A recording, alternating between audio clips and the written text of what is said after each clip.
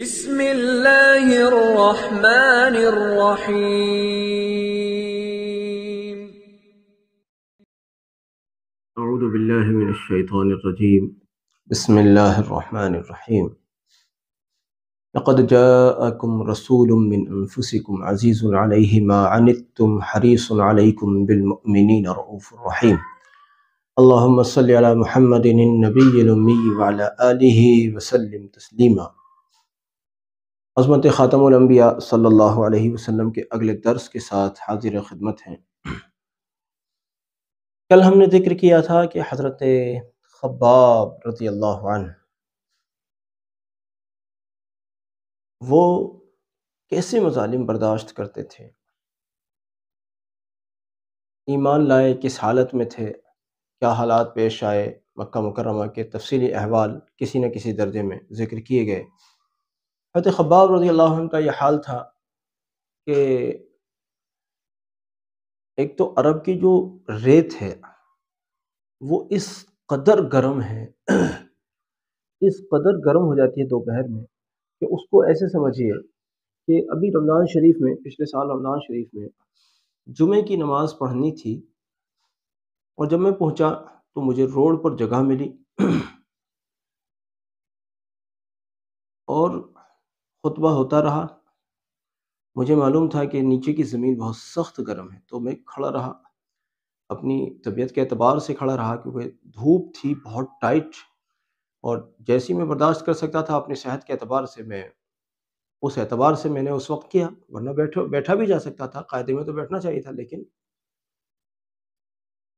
صحت کے بھی مسئلے ہوتے ہیں تھوڑے سے، اس کا بھی خیال رکھنا مجبوری ہوتا ہے۔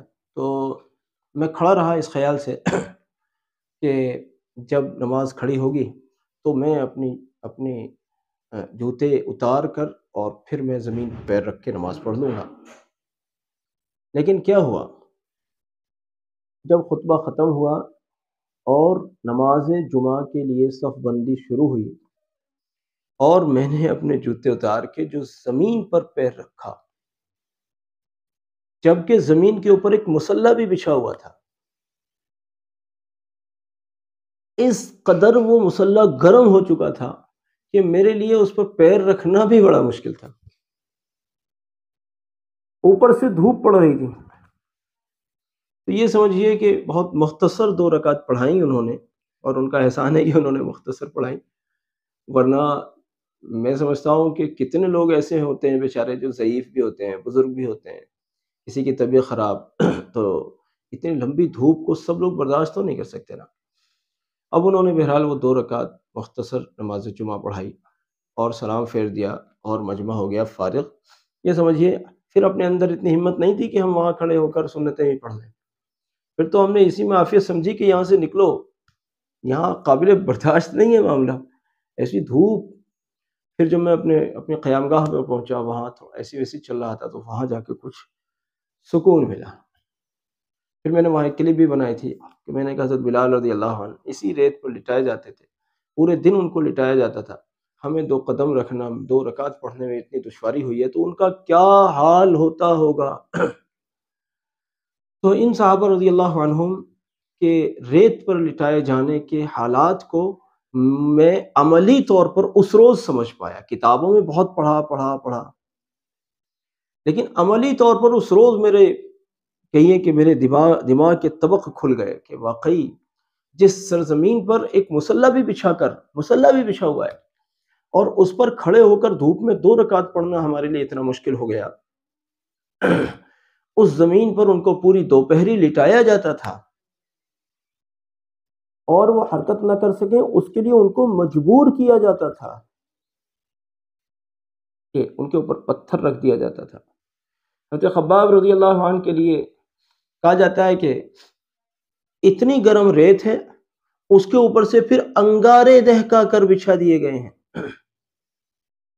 میں سمجھتا ہوں یہ ظلم کی کوئی بہت بڑی انتہا کہیے، ورنہ تو وہ ریت ہی کسی انگاروں سے کم نہیں تھی۔ کبھی آپ ذرا مکہ مکرمہ جائیں اور اپنے ہوٹل سے ذرا مسجد حرم میں ظہر اور عصر پڑھنے کے لیے ذرا پیدل کے راستے سے جائیں، آپ کو پتہ چلے گا دھوپ کیسی ہوتی ہے عرب کی، مکے کی دھوپ کیسی ہوتی ہے۔ ظہر اور عصر پڑھنے حرم میں جائیں اور پیدل کے راستے جائیں۔ اب اس سخت گرم ریت کے اوپر انگارے بچھا کر حضرت خباب رضی اللہ عنہ کو لٹایا جاتا تھا،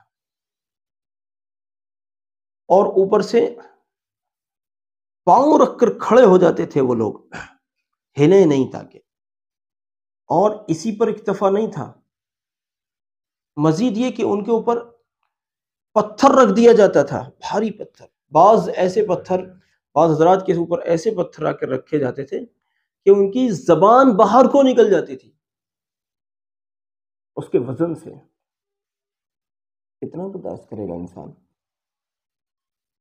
اور اگر یہ بھی بس ہوتا تو کیا کہنے، اس پر بھی مزید یہ ہوتا تھا، اللہ حفاظت رکھے، اللہ حفاظت رکھے، اللہ حفاظت رکھے، اوپر سے کوڑے برسائے جاتے تھے۔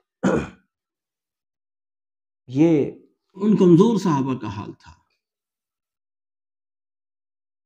جن کو کوئی مکے کا سردار یا کوئی ایسا معزز سمجھا جانے والا شخص پناہ دینے کو بھی تیار نہیں تھا، اور یہ لوگ ان پر کوئی رحم و کرم کرنے کو تیار نہیں تھے۔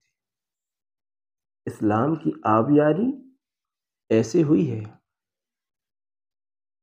ان صحابہ کے طریقوں سے منہ موڑتے ہو، ان صحابہ کی شخصیت سے منہ موڑتے ہو، ان صحابہ کے طریقے اچھے نہیں لگتے، ان صحابہ کی قربانیاں واقعی دماغ کو ہلا کر رکھ دیتی ہیں۔ وہ قربانیاں جن کا خیال اور تصور میں بھی لانا بڑا مشکل ہے۔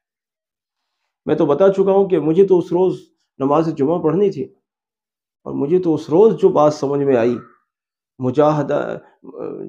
مجاہدات صحابہ کے متعلق، جو بات مجھے اس روز سمجھ میں آئی، اس سے پہلے بہت پڑھا، مگر ایکسپیرینس جو ہوتا ہے، تجربہ جو ہوتا ہے، وہ کچھ اور چیز ہوتی ہے۔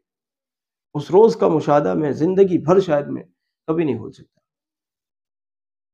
اور مجھے یہ بات سمجھ آئی کہ جب یہاں 2 رکعت پڑھنا مشکل ہے تو اس سرزمین پر ننگی کمر ننگے بدن لیٹنا کتنا مشکل ہوتا ہوگا۔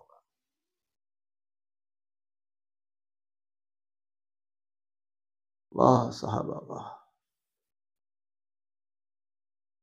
واہ صحابہ واہ،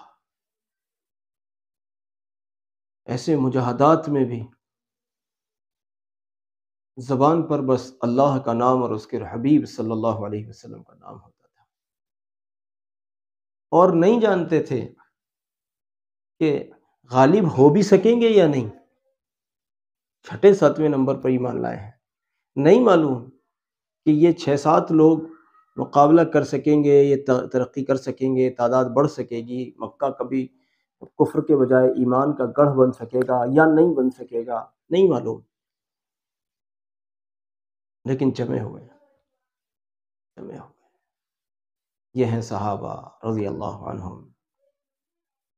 میرے بزرگوں، ان صحابہ کا ایک حق تو یہ ہے کہ ان کے نقش قدم کو اختیار کیا جائے، ایک حق تو یہ ہے، اور ایک اور حق یہ ہے کہ ان کی طرف سے نیک اعمال کر کے ان کی ارواح مبارکہ کو ثواب پہنچایا جائے، کبھی قرآن پڑھ کے، کبھی درود پڑھ کے، کبھی نفل روزے رکھ کے، کبھی صدقات اور مالی طور پر لوگوں کی مدد کر کے، کبھی اور کوئی نیک کام کر کے، ان بزرگوں، ان صحابہ، ان اللہ والوں کی روحوں کو بھی ثواب پہنچایا جائے،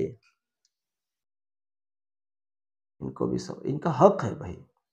اپنی امی کو، اپنے ابا کو ثواب پہنچانے والے تو کروڑوں، لیکن صحابہ کو بھی ثواب پہنچایا جائے، بزرگوں کی ارواح کو بھی ثواب پہنچایا جائے، اس کا فیضان بھی ملتا ہے، اور ان حضرات کا یہ حق بھی ہے۔ اللہ رب العزت عمل کی توفیق عطا فرمائے، اور ان صحابہ رضی اللہ عنہم کی قربانیوں کی قدر کی بھی توفیق عطا فرمائے۔ ہمارا یہ سلسلہ جو عصر کے بعد آتا ہے، آپ حضرات اس سے جڑے رہیں، اپنے بچوں کے ساتھ بیٹھ کر دیکھا کریں، اس سے صحابہ کے نقش قدم پر چلنے کے جذبے پیدا ہوتے ہیں۔ جزاک اللہ۔ السلام علیکم ورحمۃ اللہ وبرکاتہ۔